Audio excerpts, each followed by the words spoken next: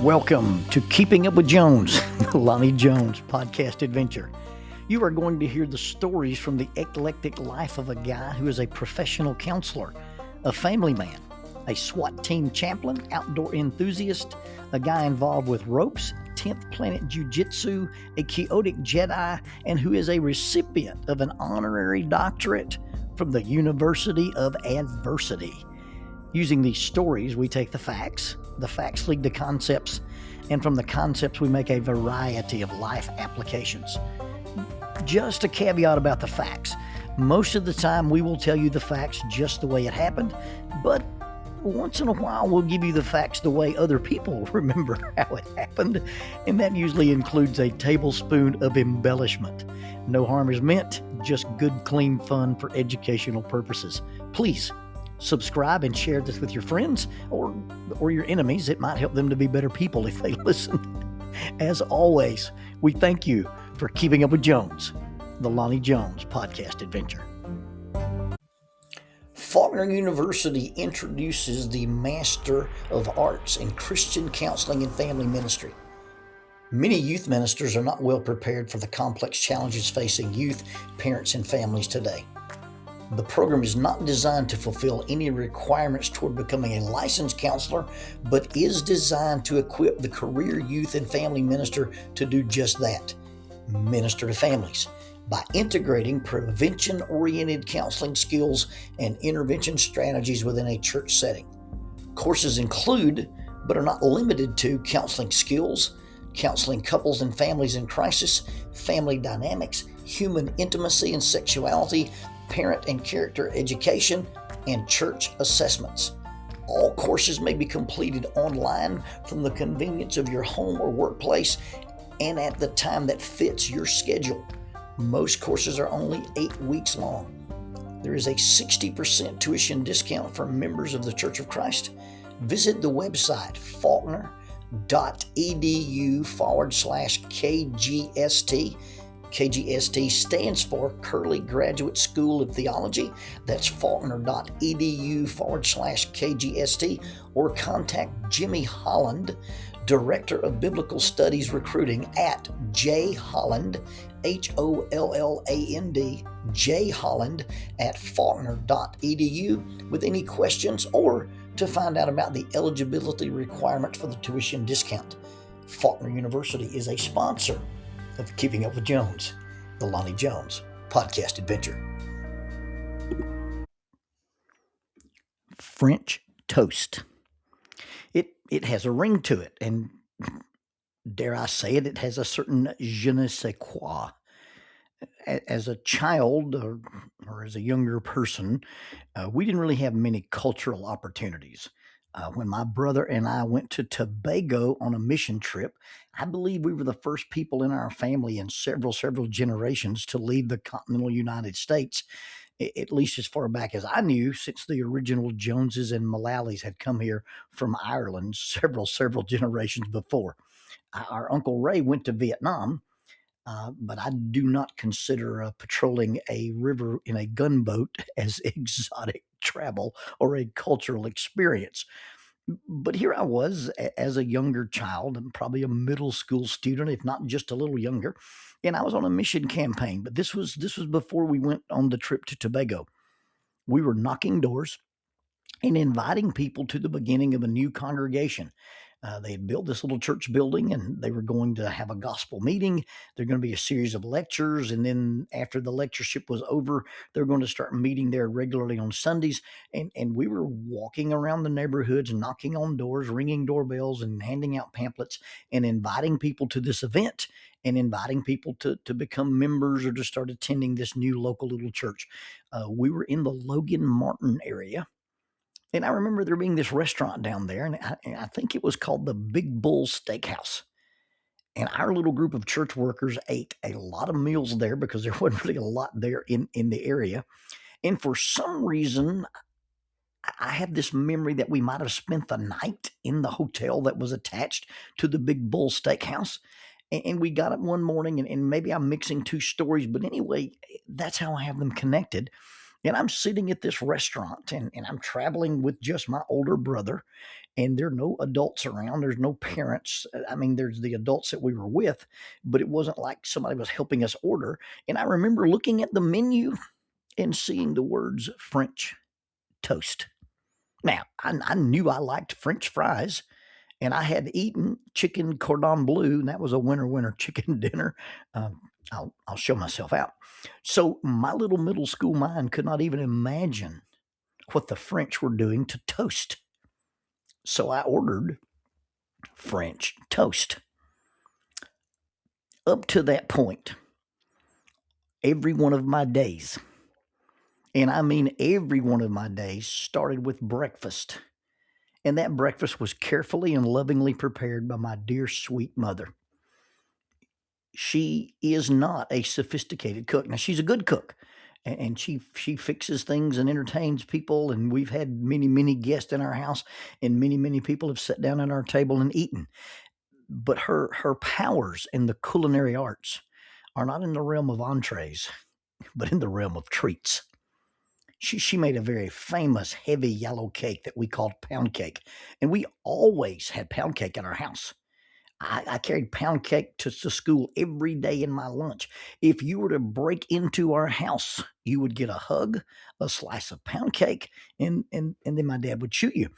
She made this multi-layered chocolate delight called Mississippi mud cake. She made these cookies. She called them lady fingers. They were cookie dough filled with pecans and baked and then dusted in white powdered sugar. We call them sand tarts. She made this chocolate delight called fruit fudge, and then she also made this white airy confectionery thing called divinity, and its name properly describes it. It was divine. And she often just made plain old yellow sheet cakes, and she would make them, and you could ask for your custom icing on them, and she would make those for people for their birthdays, or she would just take them to different people for different occasions. One year, she got a cake decorating set, and she and I made an army of those little icing clowns and flowers. And then after we made this huge sheet of them, we promptly sat down and ate them while watching Kolchak the Night Stalker. But of all the things my mom makes, her most requested and her most famous is her biscuits. She makes the lightest, most delicate little biscuits. She mixes and rolls the flour and dough by hand, then bakes them in the oven. I tried to learn this art from her. And that's when I discovered that cooking was much more art than it was chemistry. I stayed away from cooking as a younger person because I thought it was very precise chemistry. Well, it's not. You know, I watched Jackie cook, and it's a pinch of this and it's a dash of that, and this recipe called for this, but I decided to substitute something in it. I would have never done that because I was afraid I'd blow something up. But Jackie creates things all the time. Well, Mom was basically doing that with her biscuits. And so she was trying to teach me one time, and she said, well, you just mix up this dough and this batter and this concoction, and you mix it up till it feels like this. Well, those delicate, well-manicured lotion hands are made for crocheting, making cards, and holding babies. And they interpret the viscosity of biscuit mix very differently than a man who climbs ropes, climbs rocks, works with cable, and made one of those swing horses out of a tire. I cut that horse out of that tire using some tin snips. I made it barehanded, and I made it out of a steel belted tire. So I never really got the subtleties of how biscuit dough should feel in density and composition, how it was supposed to feel to my hands. At breakfast, as we were growing up, she would serve those little biscuits, and she would split them in half and then place a pat of butter on each of them. And as that delicate, airy bread absorbed the butter, it would turn from white to yellow, and then she'd take a spoon and sprinkle them with granulated sugar. I ate them every day of my life for breakfast up until I got too old to eat breakfast and would just run out of the house drinking a protein shake or something. We called them sugar buttered biscuits. I should have been a marketing genius. So imagine my reaction to French toast. I'd grown up eating sugar buttered biscuits, and the idea of French toast had evoked ideas of patisseries, cream, creme brulee, glazes, jellies, spreads, honey, savory succulentness. But this was just bread. It was loaf bread with butter, syrup, and cinnamon. It was at best some prohibition era, spell that ERA or ERROR, attempt at a hobo substitute for pancakes.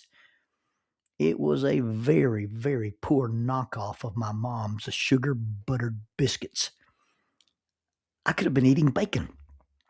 I could have had the restaurant biscuits and put honey on them, but I had been lured away in my childish mind by the idea that the French could do things with toast no other culture could accomplish or dream of.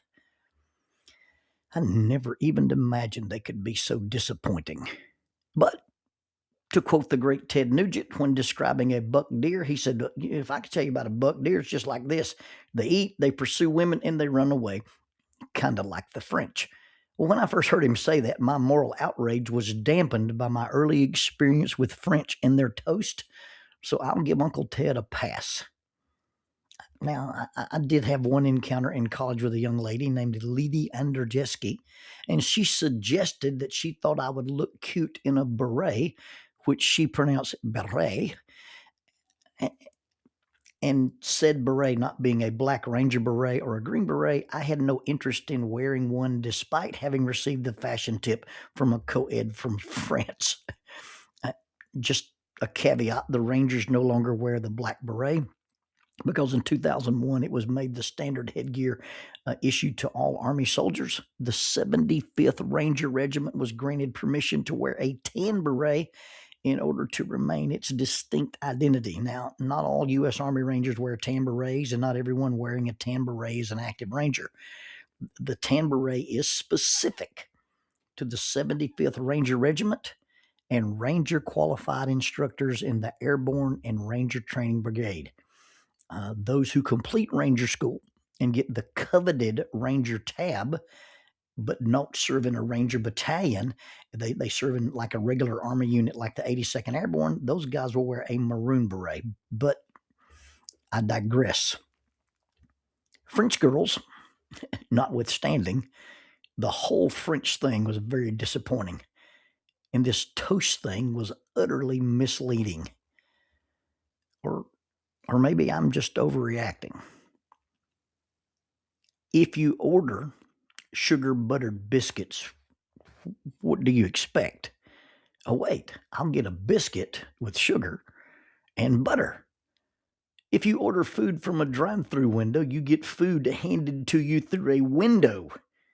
Refer to the episode entitled The Disaster Burger.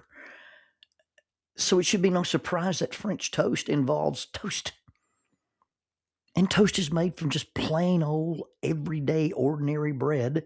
And apparently the French soak it in a custard mixture of eggs, milk, and seasoning and then fry it, aka toast it, in a pan. And my naive, uncultured, over-expectant little brain should have seen it for what it was before I saw it. I'm not even saying it was bad. It was just disappointing compared to my expectations. Expectations, realistic or otherwise, are often the source of disappointment. They're the source of disappointment in relationships. They're the source of disappointment in employment. They're the source of disappointment in vacations. And as we've defined before, my favorite definition of grief is when life doesn't turn out like I expect it to, I suffer loss, and humans grieve all losses. Understand, the difference in expectation and reality does not even have to be less. It's just different. It can be different than we expected. It can be harder than we expected. It can be easier than we expected, or it can just be not what we expected. I don't know what I was expecting when I ordered French toast. I ordered toast. And when you strip away the adjectival decorations as in French, whatever that was supposed to mean, it's just toast. Oh, and by the way, French fries are not fried in France. They're fried in Greece. I'm not sure what I was expecting when I ordered toast, French or otherwise, but you know what I got? I got toast. And toast, by any other name, is just loaf bread. What should we expect when we are rude, unkind, overly aggressive, dishonest, impatient, selfish, mean, condescending, or manipulative? Now, we may decorate those things with I was being assertive, I was using boundaries, I was practicing self-care. And if that's what you were really doing, and we really were setting limits on toxicity or abuse, that's fine. But often those words are used to dress up the menu that I serve people, and they don't get the best parts of me. And even if they deserve it, they don't always need it. Just because you have a right to do something doesn't make it right. I'm not backtracking on healthy boundaries, but I believe we've weaponized boundaries and taken old-fashioned rudeness and rolled it up into a coating, sprinkled it with sugar, and called it limit setting, boundaries, or being assertive, when in reality it's just the stale bread of being unkind or impatient. When I teach seminars to churches about dealing with difficult people, I ask them to think about people's behavior and think of it as a ramp or a wedge. So you got this sharp point, very narrow at one end, and as you go toward the other end, it rises and it gets thicker. At the very smallest narrow end of this wedge, people can be inconvenient. And as we progress, the wedge gets increasingly thicker, and people may create discomfort. Even further down the line, people may cause difficulties, or they may even be responsible for disruptions. At the extreme end of the wedge, you find the people who are dangerous or toxic. In most cases, anything to the left of dangerous or toxic needs limits, but they need limits with grace, or maybe they just need grace without limits. Now, there is a place for confrontation. There is a place when you get into toxic or dangerous behavior where you set firm, hard, non-negotiable limits. There's a place for confrontation in interpersonal relationships and businesses and churches and even in therapy. But we got to put those things in place for the right reason and in the right motive. Now, we can take our behavior, we can take the way we choose to treat people, and we can decorate them with any appellation or adjective we want. But in the end, once you scrape off the cinnamon and once you scrape off the butter, it's just toast. And with all respect to Mary Poppins, medicine with sugar is still medicine. I'm not a fan of cursing and swearing. Bob DeNoon, save your rebuttal emails. Some of the words we designate it as out of bounds are simply cultural. Some of them are only offensive in certain contexts and to certain people. In truth, other people's words only have the power we give them. But of the words that we universally agree are offensive or insensitive or rude or crass or coarse or socially unacceptable, those words, they are out of bounds and they remain so. But why are we surprised that we are met with offense or hostility when we use those words? Why are we shocked when we order up confrontation and get confronted? You see, words that are designed to escalate, not de-escalate, words that are pejorative or insulting or demeaning or blasphemous. And when we use them, we get exactly what we ordered, even if we preface them by saying, "Pardon my French."